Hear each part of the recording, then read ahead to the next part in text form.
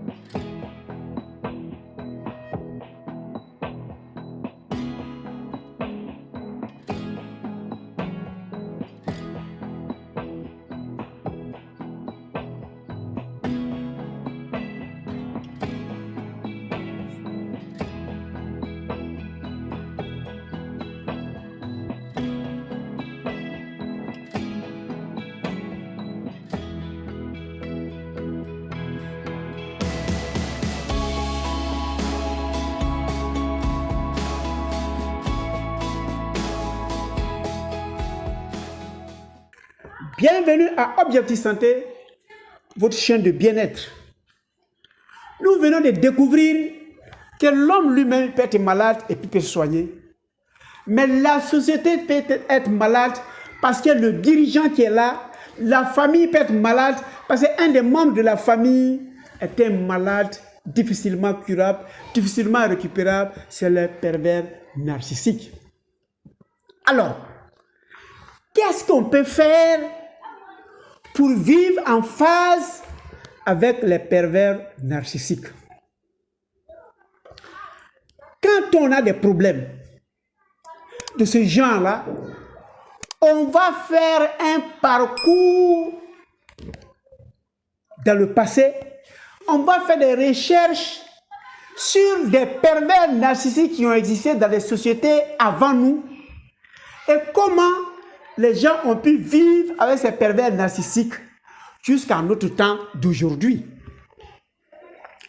Il y en a des multitudes, mais j'ai toujours dit, il m'est toujours facile de prendre l'exemple chez nos religieux et je prends toujours l'exemple dans le monothéisme, les trois religions révélées. Qu'est-ce que Moïse a fait avec ses pervers narcissiques? Qu'est-ce que Jésus a fait avec ses pervers narcissiques? Qu'est-ce que Mohammed sallallahu alayhi wa sallam a fait avec les pervers narcissiques? On leur donnera les noms qu'on veut. On dirait les possédés par le génie. On peut dire qu'il a des mauvais esprits. On peut dire qu'il est hypocrite. D'autres diront qu'il est monophique.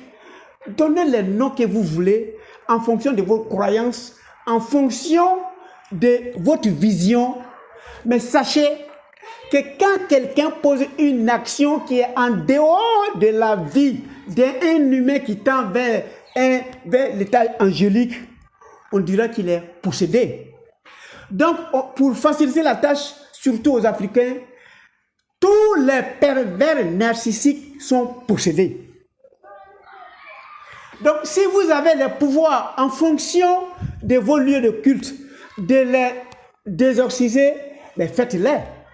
Si vous pouvez enlever la possession, faites-les. Mais je m'en vais vous dire, je vais vous donner 3 exemples. Comment ils ont fait, je vous explique. Que ce soit Moïse, que ce soit Jésus, que ce soit Mohammed sallallahu alayhi wa sallam, ils ont tous eu en leur sein des pervers narcissiques. Les pervers narcissiques, c'est d'autres noms qu'ils ont donnés. Ils sont possédés, ils ont un mauvais esprit en eux, ils ont les anges déchus. En tout cas, trouvez tous les noms qu'ils ont. Mais Moïse s'est déplacé de l'Égypte. Il est parti à Canaan avec une quantité de pervers narcissiques. Et ces pervers narcissiques l'ont emmerdé jusqu'à Canaan. Et c'est eux-là, à chaque étape, il suffit qu'ils découvrent que quelque chose manque. Si les gens ont faim, c'est eux qui se lèvent. On vivait en Égypte tranquille. Tu nous as pris, tu nous as envoyés ici, là. On a faim, là. Donc c'était pour nous tuer alors. Un pervers narcissique ne va jamais apprécier celui qui est en train de se battre pour lui. Parce que c'est lui, là, qui doit être bon. Toi, Moïse, tu es qui? Tu vas prendre les Israéliens de l'Égypte et puis tu l'envoies à Canaan. Et puis nous, les pervers narcissiques, on est dedans. Et puis tu crois qu'on va te laisser avoir cet honneur-là. C'est moi, le pervers narcissique, qui dois être honoreux. Tu es qui? Quand ils ont couru, ils sont venus arriver vers la mer Rouge, à traverser, ils avaient des difficultés. Les pervers narcissiques sont rentrés en action. Quand tu as un pervers narcissique à tes côtés, il suffit qu'il sente que tu commences à être fragile, mais tu tombes dessus. Parce que c'est ta souffrance qui a eu sa joie. Il les a amenés jusqu'au niveau du mont Sinaï. Au mont Sinaï, où Moïse devait signer son pacte avec le Dieu de sa créateur, il allait sur le mont Sinaï. Il a tellement pris le temps que les pervers narcissiques ont fait les veaux d'or. Ils sont rentrés dans leur adoration parce qu'ils n'aiment pas être à la queue. Il faut qu'ils soient devant. Et quand ils sont devant, ils vont détourner ton peuple. Ils vont détourner tes amis. Ils vont détourner ta famille vers eux, vers leur objectif. Alors que l'objectif, c'est de les manipuler, c'est de les vampiriser, c'est tout. Le pervers narcissique ne peut pas faire réussir quelqu'un. Il ne peut que détruire. Tu vas le suivre.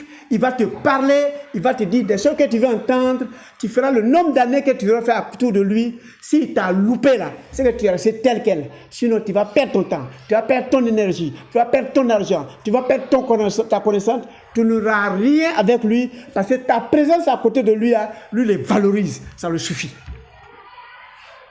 Donc, il a géré jusqu'à ce que, arrivé au mont Sinaï, quand ils se sont levés, quand il est revenu avec les 10 commandements, avec les 2 tablettes, ils ont vu un veau d'or. Il était obligé maintenant de rentrer en exécution. Celui-là, c'était trop, il faut le sanctionner. Pour dire que vous qui n'êtes pas prophète, il faut accepter les pervers narcissiques jusqu'à ce que celui qui sort la tête dans le but de te contrarier, il faut que tu l'arrêtes. Deuxième exemple, Jésus le Christ a géré les pervers narcissiques au milieu, en son sein, dans son équipe. Le seul qui est sorti du lot, c'était Judas, le traître. Mais il a dit, celui qui va mettre son pain dans ma carafe, après moi, c'est celui-là qui va me trahir. Ça veut dire que quoi? Eux, les prophètes, qui sont des envoyés de Dieu, ils connaissent les pervers narcissiques en leur sein, ils les acceptent, ils les canalisent, ils les respectent, et de peur qu'ils aillent faire des destructions. Maintenant, il y en a, comme le noir qui est en lui, il est très assoiffé, à un certain moment, il sort la tête, il va poser l'action fatale, lui au moins, qui va l'extirper du groupe, parce qu'on ne peut rien pour lui. Donc, il a géré l'action de Judas, jusqu'à ce que Judas même atteigne son objectif. Et tel que Judas a fini, pratiquement tous les pervers narcissiques finissent de la même manière. Tel que celui qui a fait le veau d'or au mont Sinaï finit de la même manière que vos pervers narcissiques que vous avez en vos seins.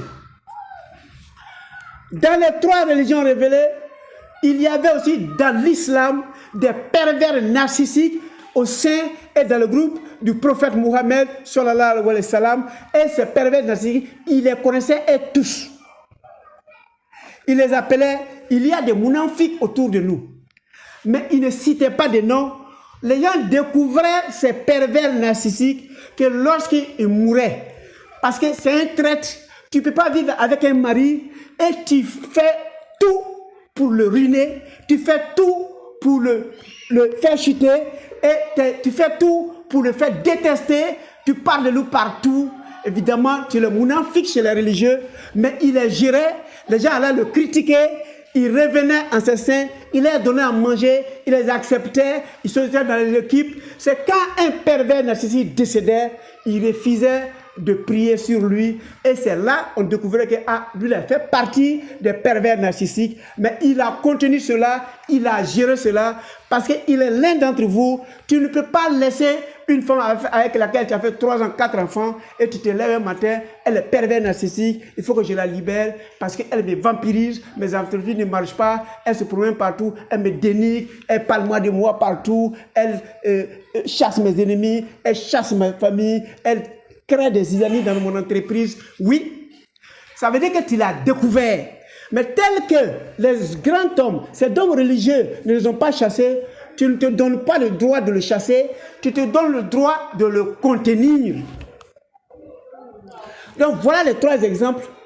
Pour vous illustrer cela, vous n'êtes pas les premiers qui viviez avec des pervers narcissiques.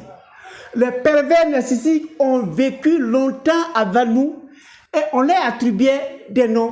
Lui, il est possédé, lui, il a un mauvais génie, lui, il a un djinn en lui, lui, il a un mounanfique, lui, il a un traître, lui, il est un hypocrite. On trouvera tels les noms qu'on veut, mais eux là, trahir fait partie de leur feu.